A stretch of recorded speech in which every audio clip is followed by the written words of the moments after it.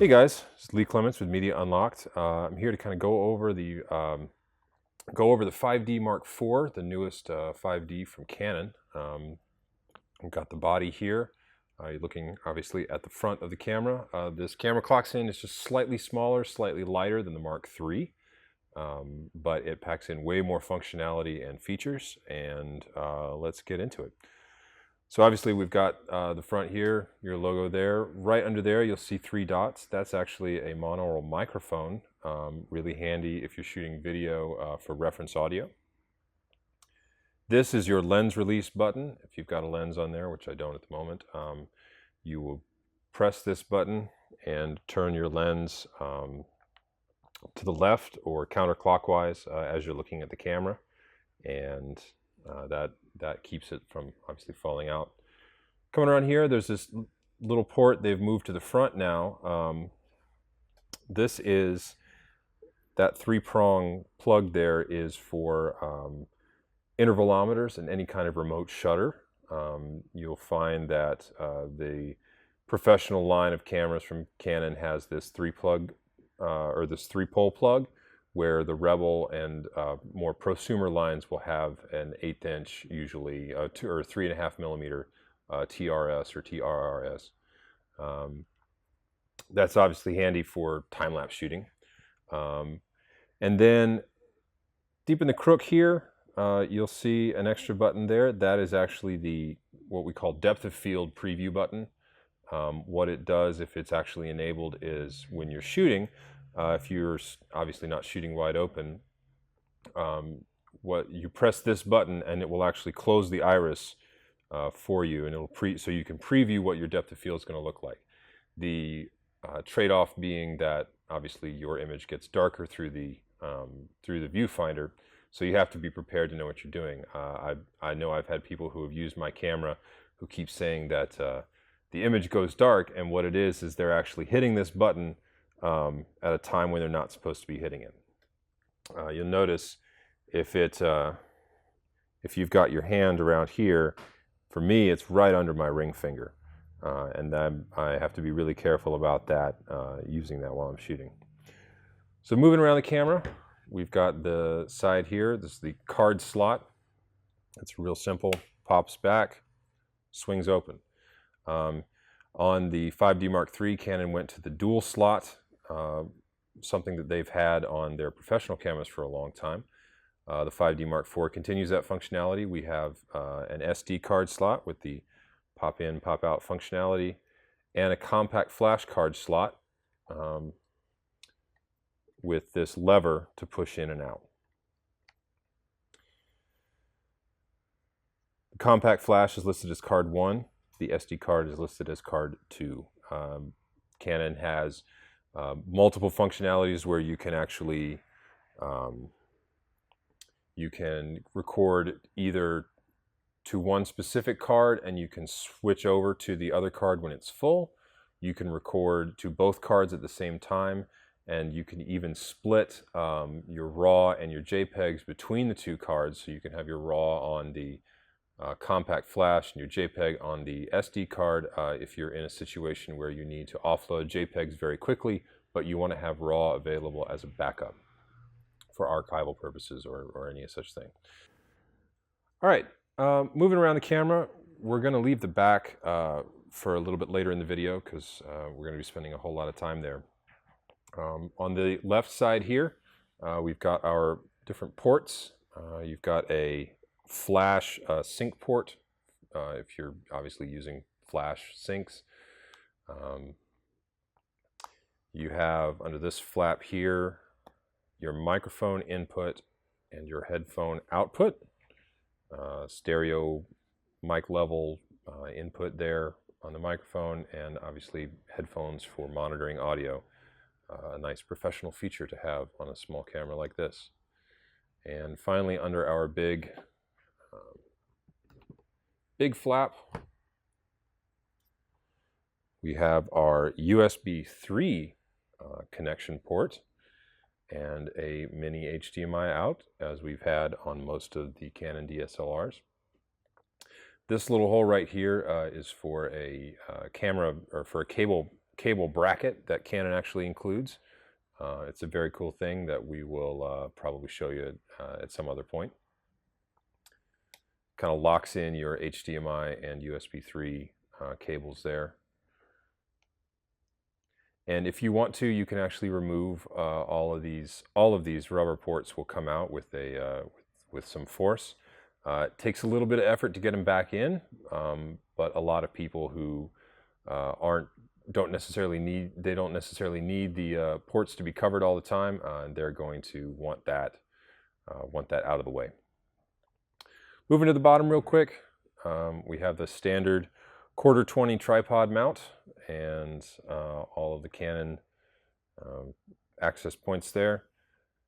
Here is your serial number. This is a very important thing to have. You'll need this for any software or firmware updates that you need. Canon obviously wants to make sure that the camera you have is owned by you. The serial number is how Canon tracks anything that's been, any camera and lens equipment that have been stolen. I've actually had several friends who have, recorded their serial numbers when their equipment got stolen. They sent it to Canon, and sure enough, a few months later, they actually had the serial numbers pop from a pawn shop somewhere where someone was trying to offload the stolen equipment. So under here is our battery door. It's nice and spring-loaded there. Your Canon LP E6 battery slides very nicely in there. If you are using an AC adapter or some type of external power source, this is the door that you will need. It's this little rubber hatch right here, and that flips up and the door closes, so any kind of cord access is afforded through that opening. If you are using the BG series battery grip, the thing that you will need to do is you will need to take this battery door off.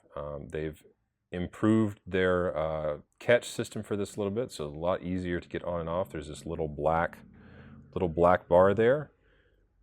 Push that back, and the battery comes right out.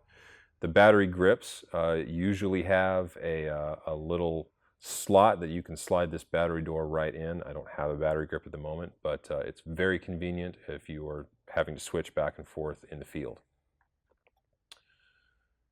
Obviously, the camera will not function without the battery door in place, so you want to be sure that that gets back on before you do anything else. Moving to the top, we have our power switch on the bottom left. That's the master off and on. Canon cameras will always go to sleep after a certain point, so I usually leave my camera on if I'm shooting stills, because I'll come back to it at any point. Up here we've got our function dial. Just like the Mark III, you've got to actually push the center button down if you want to rotate it. Handy in the field. If you're going in and out of the bag, you won't change to aperture priority or any of the other settings coming in and out. Real quick, we have our standard C3, C2, C1. Those are custom profile settings that you can configure however you want. You've got the B setting, which is B is for bulb. That's handy if you don't have a remote shutter. You can use use the shutter button here on the camera to get any extended amount of exposure that you want. If you want to do a 22-second exposure, you can just flip over to the bulb and hold your shutter button down. M is for manual. That's the mode we're going to be in today. That lets you change everything basically. AV stands for aperture priority. That means that you can set your aperture, and the Canon camera will automatically pick a shutter speed based on the ISO setting that either you put in, or you can tell it to automatically pick ISO. TV, that's time priority. So that's instead of setting the aperture, you can set the shutter speed, and the camera will pick an aperture for you. P is for program. Program's a little weird. That'll kind of require some extra explanation later. If you don't know what you're doing, it's fun to play around with, but it's not something I use on a daily basis. And then A, the green square. That is fully automatic, point and shoot. Probably not what you're using because you're awesome. So let's switch back to the M. And you've got your standard hot shoe mount right here for flash, on-camera flashes, or remotes for off-camera flashes.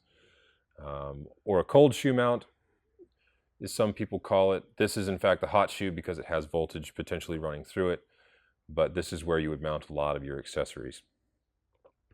Moving around here, you can kind of see. First, this is this right here under my thumb. That is a diopter adjustment. If you don't want to use your glasses while you use this camera, then you can actually adjust the viewfinder, the pentaprism right here, with this dial. So you can dial in where you'll see the focusing screen and all the information you're going to find in there. You can focus with this dial here. This little symbol right here is this circle with a line through it. That symbol stands for the shutter plane. So this is actually telling you where the shutter plane is. That's where the focal point is.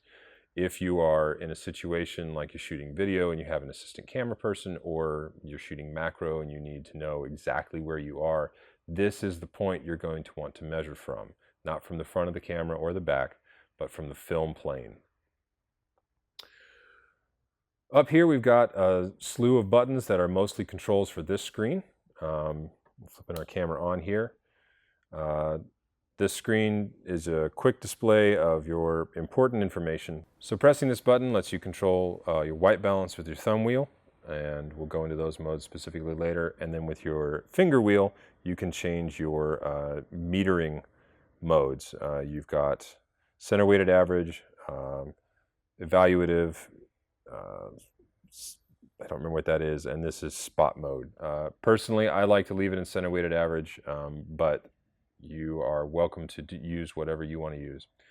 Moving around here, we've got drive and autofocus. Right now I don't have a lens on the camera, so it's telling me that it's in manual focus, obviously. Control with your thumb wheel, you can select between single shot mode. You've got high drive mode, so your burst, which you can change the number of bursts that you get in the settings. This is low burst. This is the silent shutter mode for single shot and also for burst. Here is this is a timer which you can set custom, and then this is a 2-second timer. You'll see it adds a little 2 there at the bottom, and you're back to single shot mode.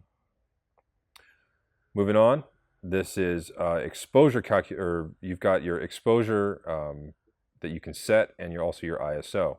Your thumb wheel controls where you're telling the camera that you want your exposure to set. I like to personally set it to, you're telling the camera that you want to either stop or 2 stops or whatever, over or under, in terms of its meter. So now if I tell it that I want the camera to be set at a stop over, when I'm just in regular shooting mode, that shifts where the camera says 0 is. So if I tell it I want to stop over, and then I go into regular shooting mode, when I get to a half press here, that means that the center is actually a stop over, but the camera is doing that work for me. I don't have to be thinking about that. I like to do that just to kind of protect some highlights. It helps because I shoot RAW all the time, just to have a little bit of extra room. Going back with your finger wheel, you can adjust your ISO. The Canon 5D Mark IV standard ISO is 100, and low end on 100, and the high end is 32,000. You can expand it. Low is 50, and then you have 2 high modes. High 1 is 51,600, I believe, and high 2, which I don't have activated, is 102,400. We've got another video that actually has some low light comparisons of this camera with the C100 Mark II. I think you'll be interested to see what goes on there. Next button over, this with a little light bulb on it. That's just a basic light for the screen. Really handy if you're out in the countryside shooting time lapse or star photography and you need to see what you're doing. This is what I keep referring to as the finger wheel. In manual mode, this is normally set to adjust your shutter speed. You can change that in the menu if you like, but that's just the way that that's the way Canon's always done it, and that's the way I've had it done. This MFN button, that's a manual function button, is programmable to whatever you need. If you like having an extra functionality right there under your finger, you barely have to move to press that. And then this is obviously your shutter button. A half press on the shutter button will activate a lot of the functionality of this camera, and then a full press activates the shutter. This next button, the AF on button, that is autofocus on. It comes automatically set up out of the box for what you might have heard called back button focus. The idea with this is that you use this button instead of your half trigger. You use this button to set your autofocus point. So if, for instance, you want the focus to not be quite center, then you would recompose, point at what you want in focus, press your autofocus on button. That will start the autofocus, and it'll either lock it in or start it moving depending on how you have it set. And then you would recompose and take your image. So that is a very, very handy thing to have. It's pretty much the only way I shoot now if I'm shooting autofocus. Moving around, we have our dial that we've had on Canon since the 7D. We've got switch back and forth between still and movie mode here. When you're in still mode, if you press the start-stop button, you will enter into live view mode. It's helpful for composure, composition, and exposure. Composure is a slightly different word. If you're not able to look through the viewfinder, or you're in a situation where it's just going to be easier to do that. Again, with the touchscreen functionality, live view might be something you start using more. And then if you want to shoot movie mode, you switch over to there. We don't have a lens attached, and we'll go into movie mode shortly. Here is a quick control little knob here, just simple directional back and forth. You can use it for autofocus point selection. You can use it while you're moving through the menus. Just an extra amount of control to have that's just easily accessible from the thumb wheel. Here is another multi-purpose button that can be reprogrammed.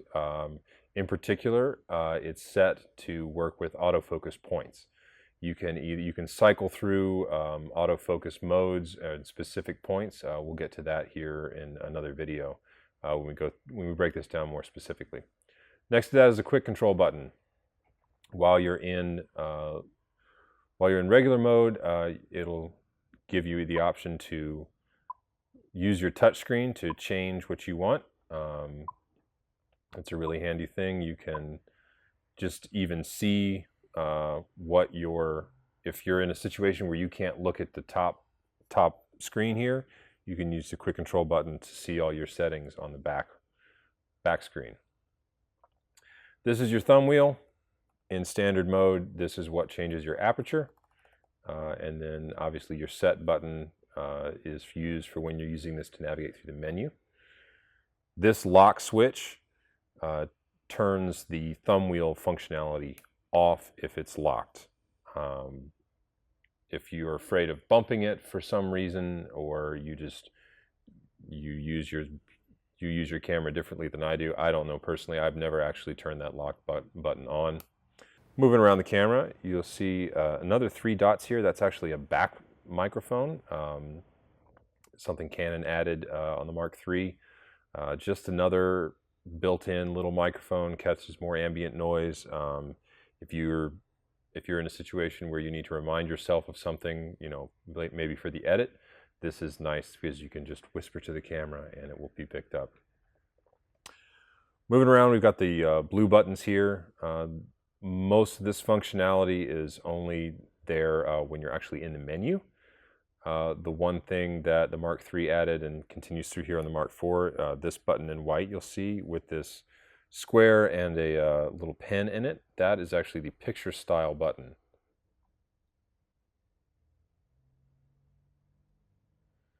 You can either adjust this with your thumb wheel, or again in touchscreen mode now, you can change your picture style.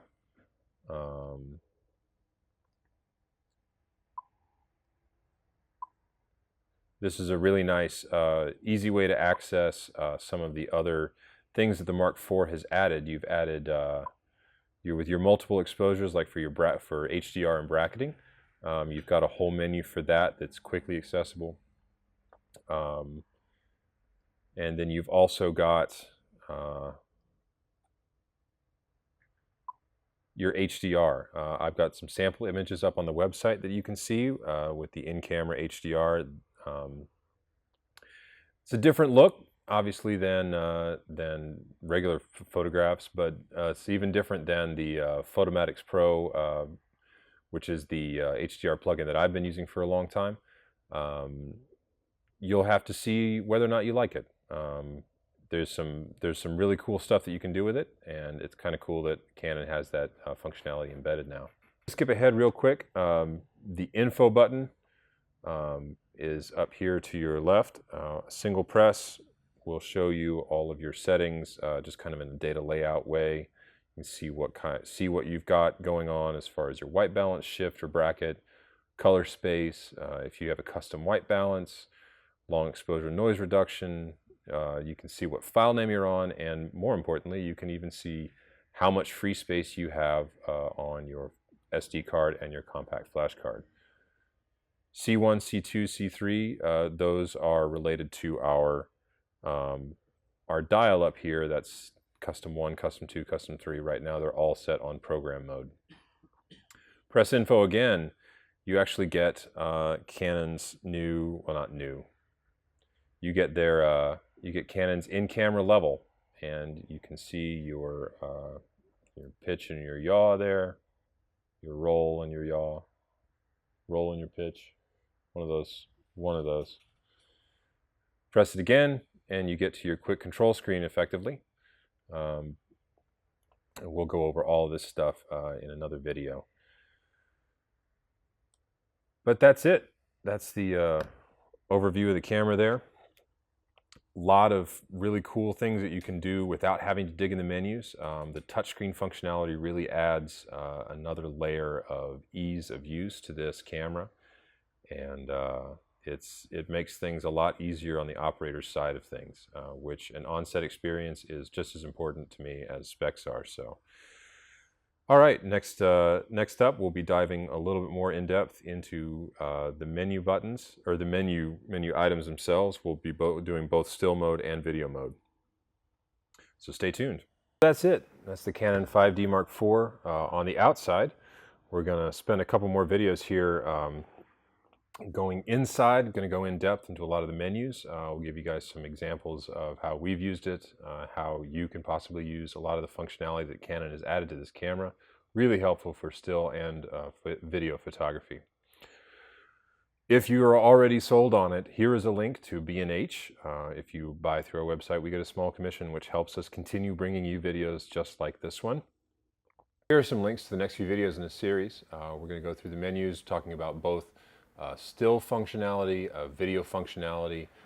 Really going to get into the nitty-gritty of this camera. If you're worried about getting it before and you want to see everything before you pull it out of the box, feel free to head over to Facebook and give us a like there. We'll be keeping you posted about this camera and other ones as we get them. Give us a like on that. I'm Lee Clements with Media Unlocked, and I will see you on down the line.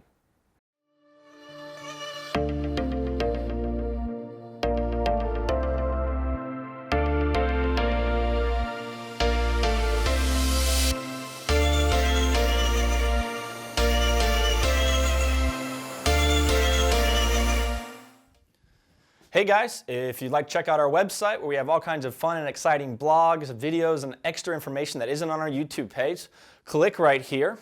If you'd like to talk to us or contact us and kind of take a look at all the different stuff that we have going on, we've kind of funneled it all through our Facebook. You can hit our Facebook page right here and follow us or like us.